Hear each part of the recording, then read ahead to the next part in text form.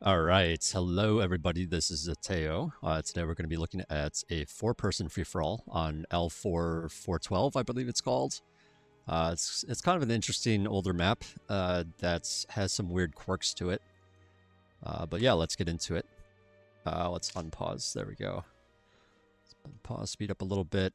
So our blue player here has dropped out. It's not in the game at the moment. I believe they joined later, so it's fine. I should mention that this is a four-person free-for-all. Amongst friends. It's a very casual game, and they're all in voice chat, so they're just they're just having a good time talking to each other, and they just wanted to see if they can improve on some stuff. Since it is such a casual setting, like I'm not going to go over every little tiny detail, but just try to mention the big stuff pertaining to each of these players. So here, for example, Sergeant Carter, who is our red player, is building a lab but only has one solar, which, it looks like it's fine, but generally you want two, but the two is more like if your mexes are closer together, then you more easily run out of energy when you're building that lab. So now you're stalling a bit because you only have that one solar. So this is what your first priority should always be, is like looking at your energy bar, and if it's out, then you don't have enough energy. And when you don't have enough energy, your mexes turn off. They get like a little lightning bolts. Right now it's better because he's not building something with energy, but for a little bit it did have the lightning bolts. And when that happens, your mexes turn off, so you're not getting that metal income. So it's very important to keep that going because metal is life in bar. So very, very important. So our blue player here is now in the game playing. Okay, I think they stalled just a little bit, but not a huge deal. But yeah, just a little bit further behind, little setback. Legion's enabled, and the only Legion player that we have here is for Virgil, our yellow player. But yeah, just building some mexes. They are a bit different because they, instead of taking energy, they actually produce energy, but at the expense of some of that metal income. So these mexes are producing less metal per second than regular mexes would. So it's just a trade-off. Legion's quite a quirky race that hasn't really been balanced, like at least not like in a big way. So it's just kind of a fun little addition that you can add if you'd like. Let's see, green player here, QB Steve. I didn't really, I didn't get to see your opener, but this looks okay so far. It is very much a wind map, so I would say less of these solars, the better. In terms of metal cost to break even, like the wind's speed is, or the wind speed to break even has to be like 5 or 6. And then it's like the solar is equivalent to the wind. If the wind is higher than that, then the wind is better. In this case, the wind average is 15.6. So you basically never want solar because wind will always be better than the solar plants. So it's just like these things cost a ton of metal compared to wind. So you don't really want to have them when the wind is great. When the wind minimum is that low and when the average is higher. Yeah, I mean, I guess I should say like, okay, so if your wind is, if the minimum goes to like 0, then it's like okay to have a solar or 2 so that when the wind dies, you have some kind of energy income. But eventually you want to replace those solars for winds and get something like an energy storage to like store excessive energy like when the wind's good, so that you have it in times when the wind dies. And it's just a little bit better way to do it than having solars in that kind of case. But yeah, again, here, since the wind minimum is so high, you don't really, ever really want the solars. So it looks like blue's already going on to converters. A couple of converters is good, but I would say like you don't want to build excess energy just to convert. Like convert what the excess that you have, but spending metal to build extra energy can be bad. because that means less units, that means slower T2, that means, you know, you're spending money on trying to get more money, but in order for that to pay off, it's going to be like several minutes later that it actually pays off. And oftentimes it's better to just go tier 2 instead of doing that, because the tier 2 metal income from mexes is 4 times greater than the tier 1 mexes. Also prioritize tier 1 mexes. Like you could be grabbing these because, you know, if you think about it, like a T1 max is $50. It's 50 metal. In order to convert, you need 70 energy. To get 70 energy, well, I guess we'll use 20 as an example. If wind's at 20, you know, then you need 3.5 turbines to even convert it. So that's 3.5 times the cost, which is 45, which is significantly more than 50. So yeah, you don't really want to be doing this. You want to be grabbing these instead. Looks like red got the memo, is grabbing some X's out here in the front. That's great. Same thing with green. Just grabbing some stuff. As well as yellow. Yellow's doing a great job of this as well. One thing to note is there is some reclaim on this map. Like here in the bottom corner, there are these rocks that have metal. It really just takes a second, you know, get like a resbot or something to run over there, just reclaim the rocks. You know, that bit of extra metal is oftentimes very worth it. And if you combine all these rocks together, that's 350 metal, and that's a significant amount. This map is rather goofy. I'm not sure if this is like a Easter thing or if this is just always, but there's these eggs. And these eggs are gigantic amounts of resources. Like this small egg is 200 metal and 2,000 energy. This larger one is, what is it again? It's like 2,000, 2,000 metal, or yeah, sorry, 2,000 metal, 20,000 energy. So that's even more than one metal bar. So what you should ideally be doing is getting some storage and reclaiming that stuff. And then you have all that metal to work with, and then you can just like immediately go T2 and just get that, like, you know, the T2 mexes and stuff going, and just get really strong economy very quickly on this kind of map. So yeah, res bots and storage, and then just like putting down a T2 right away. Because yeah, T2 units are vastly stronger than T1 units. Same thing with the resources, like they generate a lot more resources. But of course, this all comes at the cost of just having, you know, it costs a lot more to produce those things. So, you know, you usually need to work up to it. Red floating, that's not the right menu. Red floating a significant amount of energy, metal. Or I shouldn't say floating, I should say, well, yeah, floating, like the bar is full, so he's floating, but also accessing. So all this metal, this like 8K metal, just when it's going out the window. So he should be trying to spend it on whatever they can. Just like, so getting more build power to assist this lab is usually what you want. And it, you know, since you're accessing so much, you have so much income, you could actually just go T2 as well, is another option. But yeah, if you are getting metal, or more metal than you're spending, then you want to get more things to spend that metal. And usually that means more construction turrets, so that you're putting more of those resources into the lab to get more and more units quicker. See, blue going full in on that converter tech. But yeah, converting solar, not great. Solar takes like 10 minutes to pay off. So you're really just spending metal on something that you're not even going to see returns on for a full like 10 minutes. And that's for like each like, you know, each set of converting, because it you know, it costs like, you know, it's like 3.5 solars to equate, you know, to get the energy income for one solar. You know, well, I'm not going to do the math for 3.5, but for 3 of them, like 3 is, you know, it's 3 times 150 metal. You know, so that's 450 metal. You know, it's that's required to even like pay off. So that's 450 seconds to even get that stuff, which is, you know, getting pretty close to, you know, minutes, or, you know, like 10 minutes. But yeah, it looks like Red has a nice little forest of LTs, has plenty of plasma bots, could potentially be threatening a player with with them, or maybe just wanting to be a little bit more defensive. You know, again, this is a very casual amongst friends kind of game, so like, you know, they're not going to be going ham trying to just kill each other outright. So lots of chilling going on in terms of all that, just building up, playing, you know, just playing a very chill game. Um, One thing I'll mention for Legion.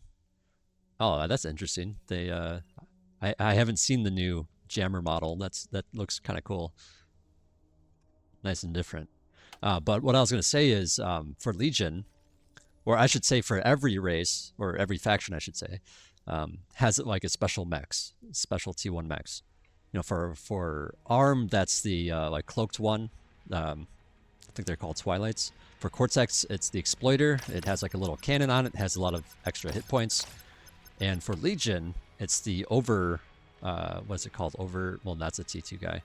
Oh no, that's another T2 guy. Shoot, you're already on T2. Where's your T1 guys? Okay, well, I forget what it's called, but basically it's like an overcharged mechs where it produces more metal than otherwise.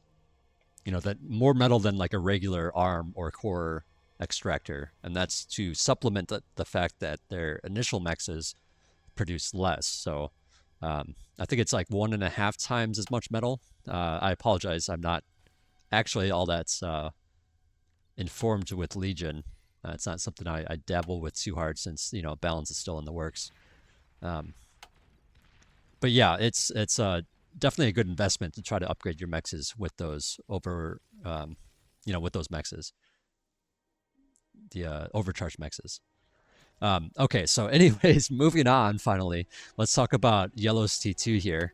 So T2 fast, great. You know, you're getting some eggs, great. I mean, you're throwing a lot of it away because these give you a shit ton of energy, or sorry, a shit ton of metal. You know, whatever. You know, you're getting T2. That's good. You produced a lot of these T2 cons though, and T2 cons are very expensive. 470 metal is a very big chunk of metal. So what you usually want to do, instead of building so many, is you want to have one, and you want to assist them with engineers or assist them with T1 cons or something like that, because they're much more efficient in terms of their build, or I should say metal to build power ratio.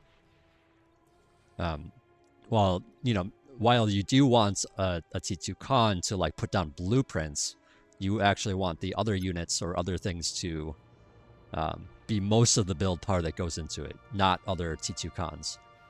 But yeah, you can get these guys, these all-terrain combat engineers. I'm not even sure if I've seen one yet, at least not with the new model. So yeah, good stuff to have. But yeah, just going around upgrading your mexes, that's great. Yeah, you're already on a nicer chunk of like actual income. Yeah, Red, meanwhile, up here, let's see, Red just has more income because of the forward position and like the extra mexes they have, so their income's doing okay as well. And yeah, just getting T2. Not much to say about that. It looks like Green here. Yeah, just, you know, poking around at Yellow a little bit. Got lots of thugs out here. It's like a pretty solid line, just like, you know, being a nice perimeter to ensure that no enemies get beyond it. But yeah, just chilling with T1 for now. Metal is a little bit low here, not utilizing the rocks, not utilizing the eggs here. So yeah, just chilling, producing units. I would say for you, for sure, though, like, you could be, like, outside of the reclaim and stuff, you could reclaim these basic solars. When you reclaim something, you get 100% of the metal back, which is, you know, or I should say, you get 100% of the metal back and 0% of the energy. Solar collectors don't cost energy, so you're not even wasting a thing. You can just reclaim it and get that full 150 metal back. And then that can go into other stuff. And you don't want to do it usually until you have a bunch of wins to like make up for it. But But yeah, in this case, on this map, like I said earlier, you don't even really want these in the first place. Oh, I totally missed it. I totally missed it. Okay, so I believe... I wish I didn't miss this, but yeah, anyways, I think Green's commander walked up here and got shot down by these drones here. So this building here is a geo. It's called a rampart. And it's the special geo for Legion. So like the special arm geo is just like extra safety. It doesn't explode really big. It generates less energy. Like the special ones generate less energy, but they have a special thing. And the arm one just has like more hit points, doesn't explode in a big way when it dies. The Cortex one has a big cannon on it. It's called a Cerberus. And the Legion one is this one. And this one is more of a utility thing where it's apparently an anti-nuke, a jammer, a radar, and it has drones. So yeah, it just has all that stuff, and the drones popped out, and I believe just gunned down the commander. Seems pretty strong, but then again, this is a T2 structure, so it should be kind of strong. We haven't looked at blue in a minute. Let's look at blue. So yeah, QB Steve, unfortunately, going to be spectating the rest of the game. Got a little too close with his commander and lost it. But yeah, blue here, just chilling, getting T2. Yeah, I can't help but look at this and be like, oh, that's bad. Because it's just like a lot of solar. That's a lot of your metal that's gone into that. When wind is like fantastic on this map. I mean, 15 is like really, really high. It's like one of the highest winds you can have. So yeah, wouldn't be good. Looks like red here. Lots of labs. Has a T2 con out. Hasn't quite started upgrading yet. I would say this is too many labs. Usually when you go T2, you're like short on metal. And so like your stuff, like building the T2 lab takes a while because you don't have the metal, and then the T2 guy comes out and you try to upgrade mexes, but you don't really have a lot of metal. To fix that, what you should be doing, or what would be more efficient, I should say, is you want to reclaim these T1 labs. You don't really want them chilling, doing nothing. And you don't really want to be producing units at the same time, because that's eating away at your metal income. So if you look at it, all these things that are being built are like drastically slowed down. Like the ETA on this is like never. It's just like never gonna be built. Or it's gonna be built so slowly that it's like challenging. And that's because of all the other things going on. This is deprioritized compared to other things. So you want to limit how much you're building all at the same time when you're building more expensive stuff, such as the T2 lab and the like T2 constructor and the T2 mexes. And that'll just help you get those mexes online a lot faster.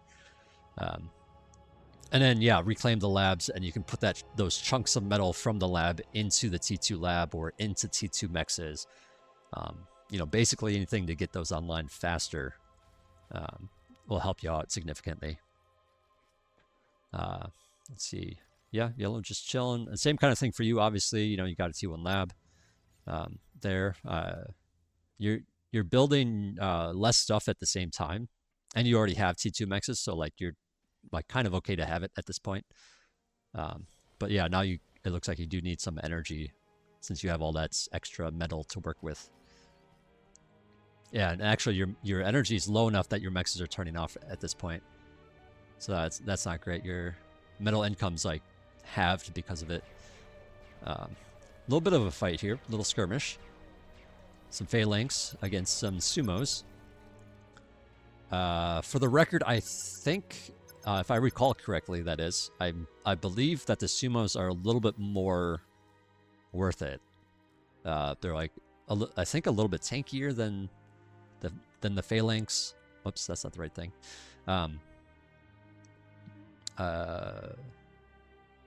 So yeah, 4,000 hit points for 630 metal. Versus the sumo. That has where is it?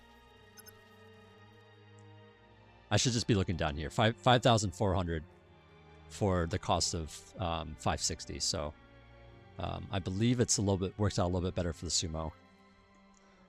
But yeah, there's a lot of sumos from blue, just kind of chilling. Doesn't have a T2 con, it looks like, which would help immensely.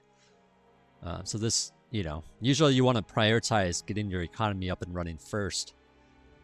But at the same time, like if you feel like you're not safe because you just don't have enough units, like, okay, sure, you could build a few units first. But yeah, getting that T2 economy rolling helps significantly. Yeah, it just helps you build those T2 units faster. Red doing a good thing here, just having this T1 con support the T2 builder here, just having it guard it, which will automatically assist whatever the T2 guy is doing. And yeah, just a very nice forward position from Red here. Lots of towers, lots of mexes. This like high ground area has so many mexes. Let's see, that is 12 mexes just chilling here. And these are like slightly bigger mexes than typical mexes. I think they're like 2.1, which is pretty big. And this represents a lot more metal income compared to what you start with. If we look at, you know, just like this starting position, you know, that's only 6 mexes. You know, this is double that. So, you know, just a nice position to have. Red has a lot of nice extra income for that. Let's speed up a little bit. Get to some more interesting bits. There's lots of reclaim here from Rex from green attacking yellow. Yellow could be reclaiming that with his guys. Could be resurrecting too if you want. Okay, there he goes. And it looks like, what's he? Napalm launcher, the shield guy, and energy storage. I'm not used to these models. They like look kind of cool. It's a pretty recent update to like update some of these models so significantly. But yeah, Legion's not quite finished yet. There is still some like Cortex stuff lingering around. Like these 4 units here are Cortex. I don't think there's any Legion ships yet either.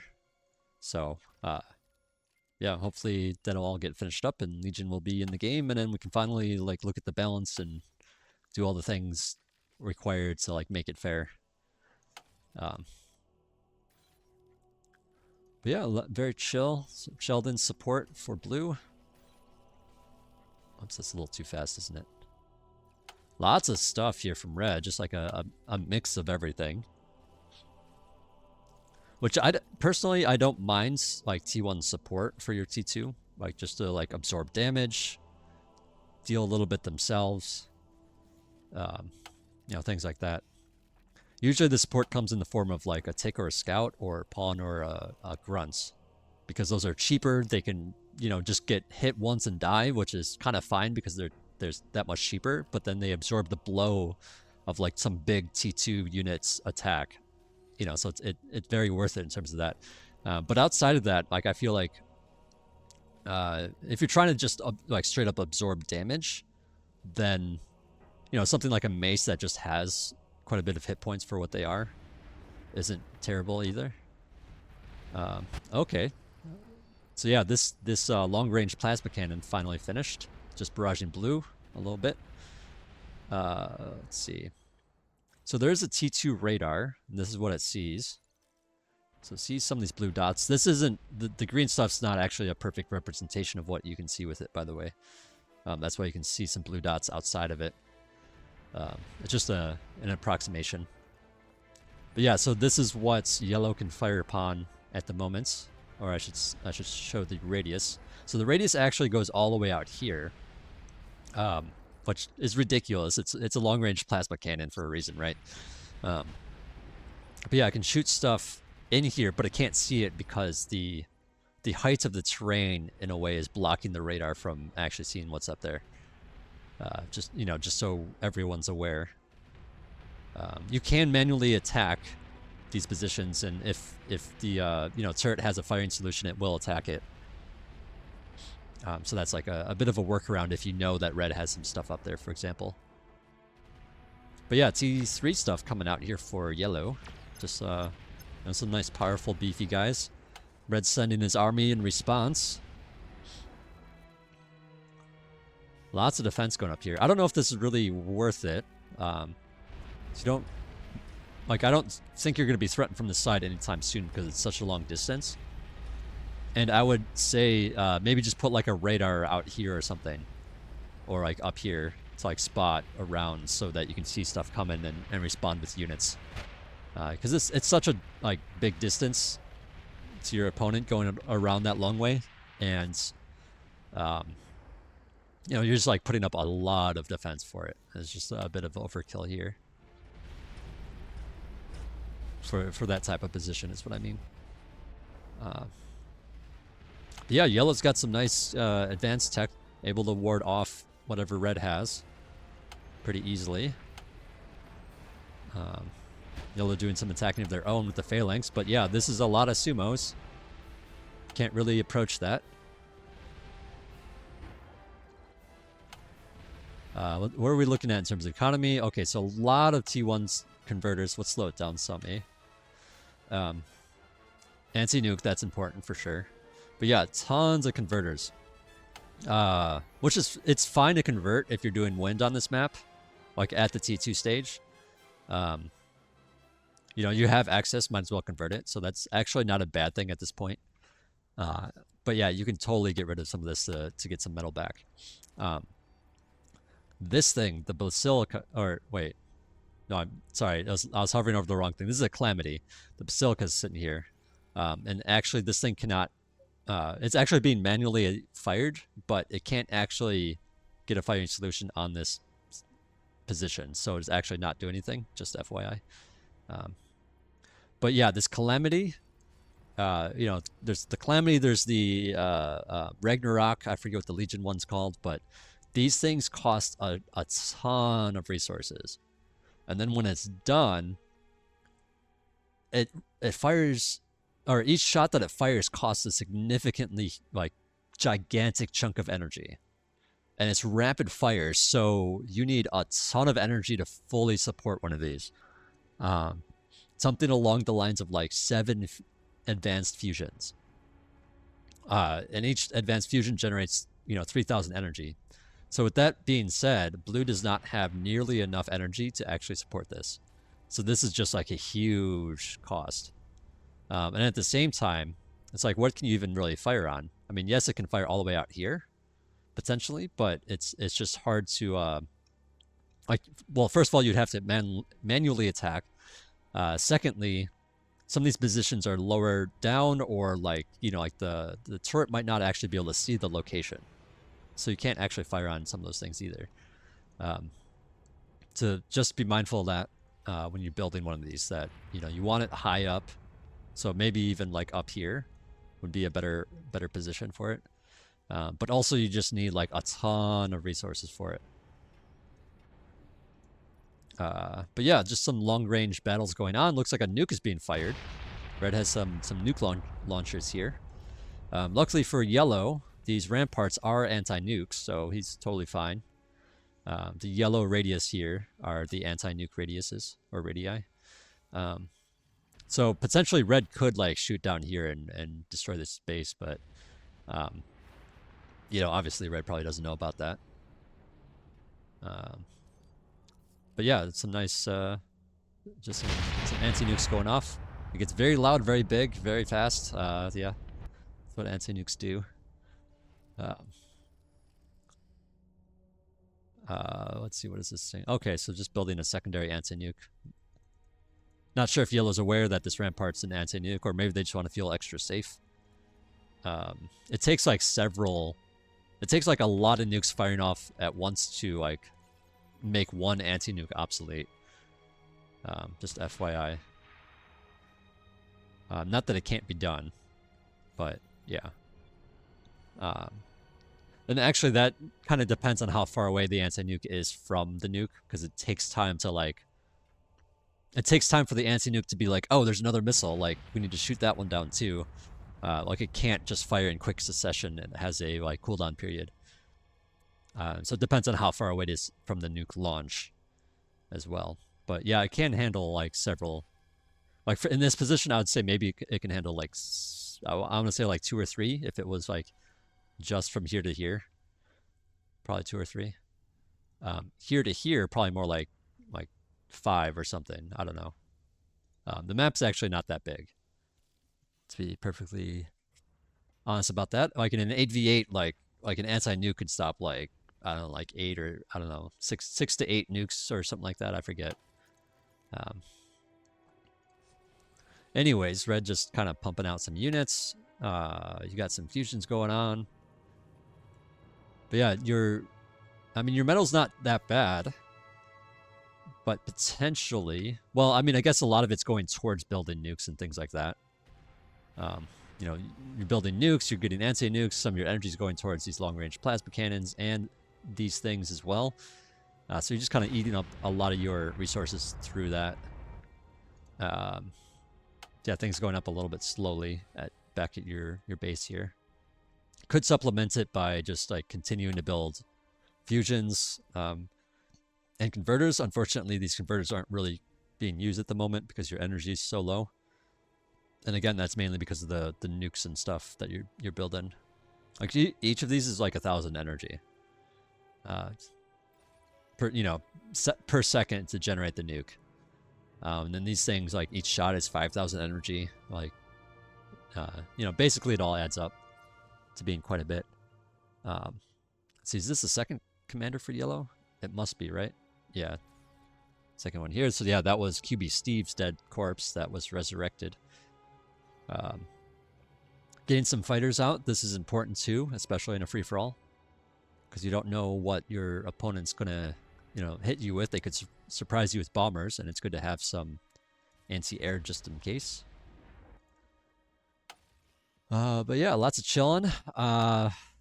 Yeah, lots of extra solar that I will not be happy with. Red. Okay, yeah, so red's continuing to build fusions. That's great. Potentially, like if you can do things like for example, actually, let's not pause. You can like pause your producers, and then just build the fusion. Then more of that metal is going into the fusion itself to get it faster, and that just helps like boost your economy in a bigger way.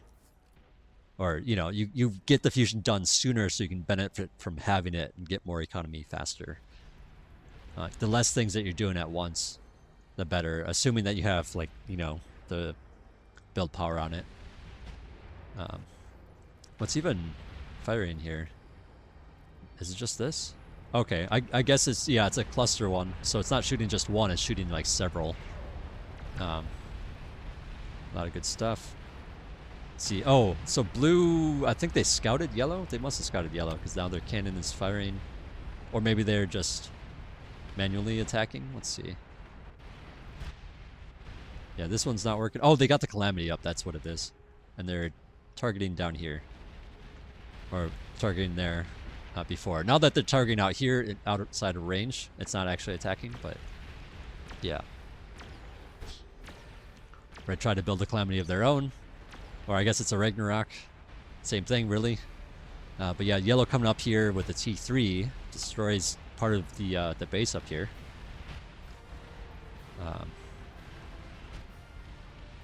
Yeah, if I were yellow, I'd maybe get a second shield here. Oh, okay, you are getting a second shield. Nice. Yeah, this is the energy weapon for Legion.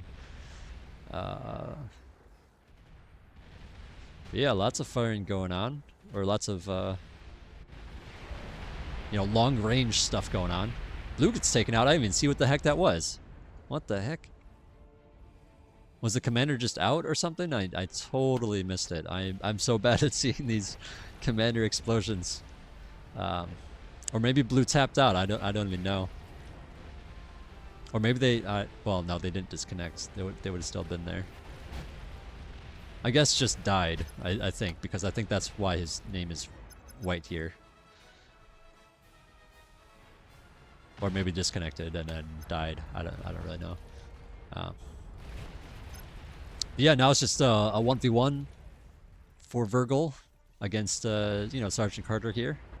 Sergeant Carter, unfortunately, just like such a small little bit of stuff remaining. Didn't work towards T3 soon enough, and now it's like in a position where there isn't like a lot of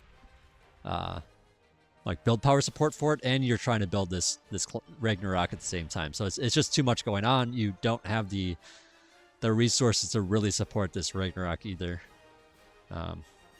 So kind of rough. Also, these things are not very good at defense. They're more for like, I can snipe a base because it's such a long distance. They do okay against T3, but you got to be careful. Like, if things get too close, like it can be a problem for your own units. Yellow just coming in here now. Let's slow it down. With these flying fortresses, go straight for the commander and kills red. GG, I guess.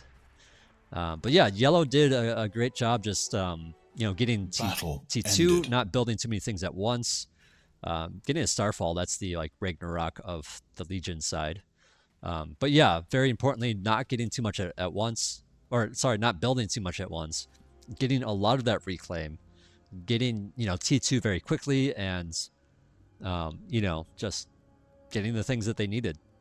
Sometimes more, or sometimes less is more in some sense, because you're putting more resources into less things. So you get those less things faster. And it was just some good choices, like in terms of T3 coming out of yellow as well. It's much harder for T2 to deal with T3. It's pretty strong. But anyways, I definitely looked at this in a very casual way. So like, if there's any like specific questions that you have, definitely let us know, because looking at this, it's like hard for me to like really give you a proper review, especially when I'm looking at 4 players, that are just chilling in a casual game. So yeah, if you have specific questions about something, I can definitely help you out a lot better with that as well. But yeah, that's it for me. I'll see you around.